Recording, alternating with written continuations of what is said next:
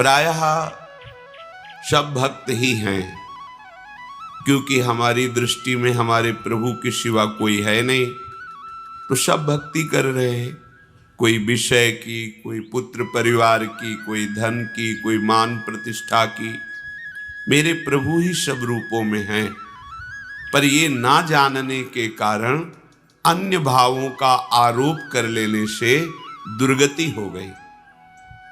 मेरे प्रभु ही हृदय में विराजमान हैं, पर उनकी महत्वता, उनकी महिमा को विश्वासपूर्वक ना स्वीकार करने के कारण हमारा हृदय आनंद सिंधु में नहीं डूब पा रहा। नाना प्रकार की चिंताएं, क्लेश, अशांति, अभाव ये हमें सताए जा रहा है, जबकि पूर्ण कृपा सिंधु, आनंद सिंधु हमारे हृदय में ही विराजमान है। तो हमारी कहीं त्रुटि हो रही है। नहीं, हृदय में विराजमान प्रभु और दीनता, दुख, भय, विषाद, ये दीनता भक्ति जनित नहीं, विषय दीनता, अभाव जनित दीनता।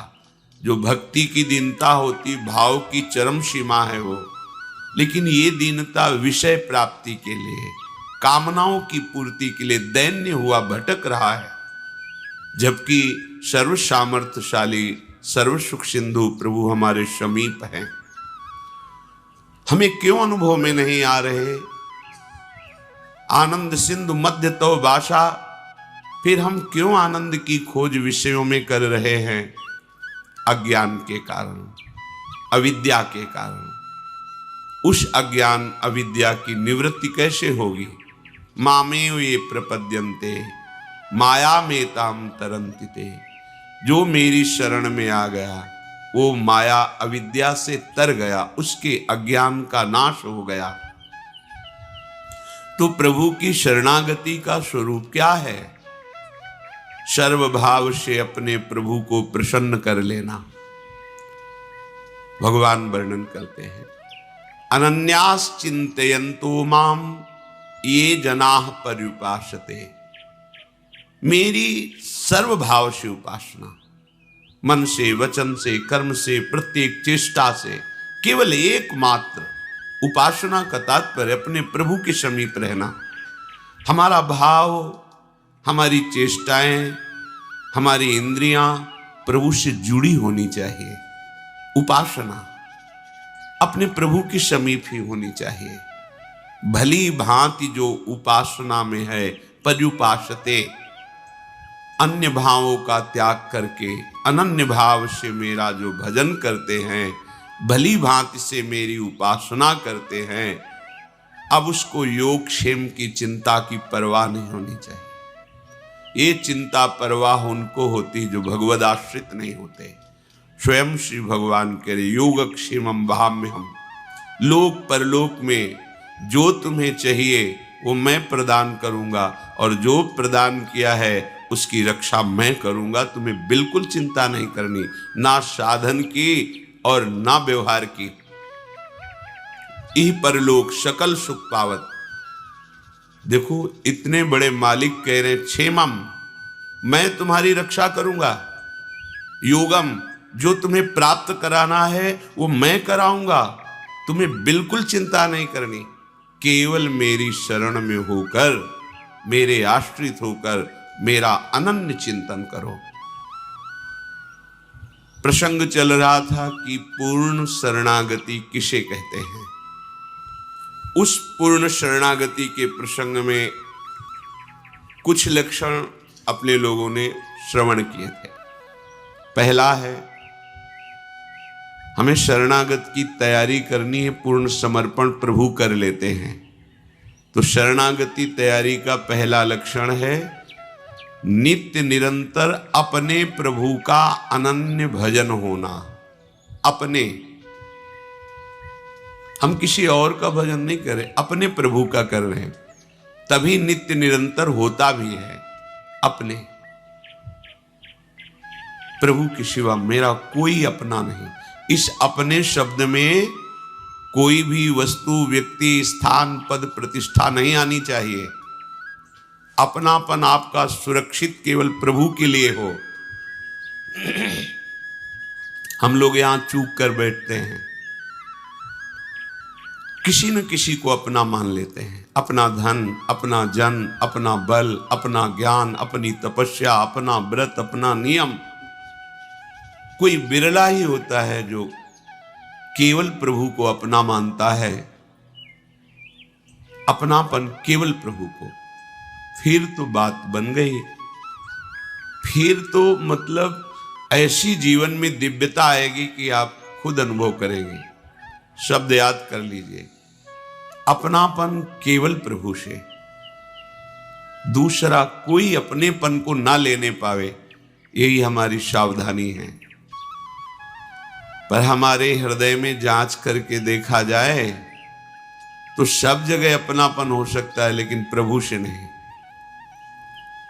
तो कैसे जांच की जाती है हृदय की, जिससे हम ये जान पावे कि प्रभु से अपनापन है या किसी वस्तु व्यक्ति से?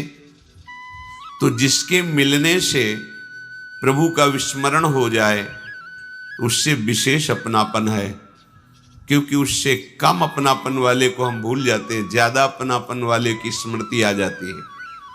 यदि किसी व्यक्ति, वस्तु, पद, प्रतिष्ठा, स्थान की प्राप्ति पर अपने प्राण प्रीतम प्रभु का विस्मरण हो जाए तो अभी अपनापन हम पूरा नहीं दे पाए। प्रभु छोटे हो गए, उनका अपनापन कम हो गया और संसार के संबंध, भोग सामग्री, यश, कीर्ति, प्रतिष्ठा ये ज्यादा हो गई। प्रभु छोटे हो गए, उनका अपनापन कम हो गया और संसार के संबंध, भोग सामग्री, यश, कीर्ति, प्रतिष्ठा ये ज्यादा हो गई। हृदय में देखो, प्रभु के समान केवल प्रभु ही हैं और हमारा अपनापन केवल उनके लिए है। ये बहुत बड़ी महिमामयी शरणागति की बात है। पहला है नित्य निरंतर अपने प्रभु का अनन्य भजन होना। फिर दूसरा है प्रभु को ही अखिल विश्व रूप में प्रकट भावना में देखना, मेरे ही प्रभु। इनकी व्याख्या हो चुकी है।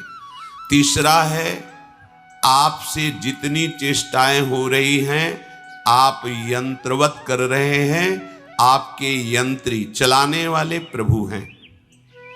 मैं कुछ नहीं कर रहा, मेरे द्वारा जो कुछ करा रहे हैं वो प्रभु करा रहे हैं। बीच से स्वीकार मत करना, क्रम से स्वीकार करना, नहीं तो आपको भ्रम हो जाएगा। कैसे भ्रम? आपने ये बात स्वीकार कर ली केवल अपनी बुद्धि से कि जो कुछ करा रहे हैं प्रभु करा रहे हैं, फिर अब विधि निषेध की क्या बात रह गई? फिर तो हम जो पापाचरण कर रहे हैं, भोग कर रहे हैं, हिंसा कर रहे हैं, चोरी कर रहे हैं, खान पान गलत कर रहे हैं, तो बोले आपने ही कहा था प्रभु जो करा रहे हैं वही हो रहा, तो वही हो रहा है। इसका मतलब आपने शरणागति का सिद्धांत समझा नहीं, बीच से केवल बात पकड़ ली है। इसलिए कह रहे सावधान। जब वो नित्य निरंतर अपने प्रभु का भजन करता है और विश्व को अपने प्रभु का रूप समझता है तो पापाचरण किससे होगा? इसीलिए तीसरी लक्षण वृत्ति में रखा गया है कि वो अनुभव करता है कि मेरे द्वारा जो कुछ हो रहा है वो मेरे आराध्य देव करा रहे हैं। चौथा, प्रभु को ही सबसे बढ़कर एकमात्र अपना प्राण प्रियतम अनुभव करना। प्रभु की जगह केवल प्रभु, दूसरा कोई नहीं। पांचवा, अपने प्रभु पर पूर्ण विश्वास। छठवां, सर्वदा सर्वथा अपने प्रभु के अनुकूल ही आचरण होना। सिद्ध शरणागत में होते हैं, साधक शरणागत इसको आदर्श मानकर चलता है, श्री कृष्ण अनुकूल लेन। कभी वो अपने प्रभु के प्रतिकूल आचरण नहीं कर सकता। प्रभु के अर्थात जो भगवान ने आदेश किया है श्रीमद् भागवत जी में, गीता जी में और संतों की, गुरुदेव की वाणी में बैठकर, कभी उसके प्रतिकूल आचरण उससे नहीं होते। सातवां, सब कुछ प्रभु का समझना और प्रभु से कभी कुछ ना चाहना। हमारा शरणागति, हमारा भजन प्रभु से लेने के लिए नहीं है, प्रभु को प्राप्त करने के लिए है। पाया प्रभु का भजन प्रभु से अपनी कामनाओं की पूर्ति के लिए, चाहे वो मोक्ष कामना ही क्यों न हो, बड़ी प्रशंसनीय है मोक्ष कामना, पर ये प्रेमी महाभागवतों की बात हो रही है जो मोक्ष का भी त्याग कर चुके हैं। प्रभु का भजन केवल प्रभु के लिए करना। अब जब हमारा शरीर, मन, जीवन प्रभु को समर्पित है, तो जिनके प्रति समर्पित है उन्हीं के लिए भजन करना। ये तो समर्पित है जीवन। अब हमारा कुछ बकाया ही नहीं रहा, जो कुछ हमारा अपनापन था वो सब प्रभु के चरणों में समर्पित है। तो सिद्ध पुरुष में ऐसी वृत्ति रहती है, पर साधक को ऐसी धारणा करनी पड़ती है, सब कुछ प्रभु का समझना और केवल प्रभु के लिए ही भजन करना, प्रभु से कुछ नहीं चाहना। तो लगेगा फिर क्या भजन का आनंद हुआ? अरे बाबरे, जिसने एक निमिष मात्र में अनंत ब्रह्मांडों का सृजन कर दिया अपने आनंद सिंधु के एक बिंदु के शिखर से, अब वो आनंद सिंधु मिल गया तो अब और क्या चाहिए? कोई चाह ही नहीं रह जाएगी। उस स्थिति में तो आइए, 8वां, प्रभु के प्रत्येक विधान में परम प्रसन्न होना। अब इसकी व्याख्या है। अभी तक जो सूत्र बोले कल इनकी चर्चा हुई थी। ऐसे शरणागत भक्त जो ऊपर के लक्षणों से युक्त हैं, ऊपर के लक्षणों को धारण करने की चेष्टा कर रहे हैं, वे समझते हैं कि हमारे प्रभु का जो भी विधान है वो बड़ा मंगलमय है। कभी अमंगल हो ही नहीं सकता प्रभु के विधान से। पूज्य श्री राधा बाबा, जैसे भगवान सूर्य उपस्थित है तो अंधकार ढूंढने पर भी नहीं मिलता, तो हम भगवान सूर्य को अगर ऐसा कहें कि तुम्हारी ताकत हो तो अंधकार करके दिखाओ, तो वो असमर्थ है, क्योंकि वो जब सामने होंगे तो अंधकार टिकेगा ही नहीं।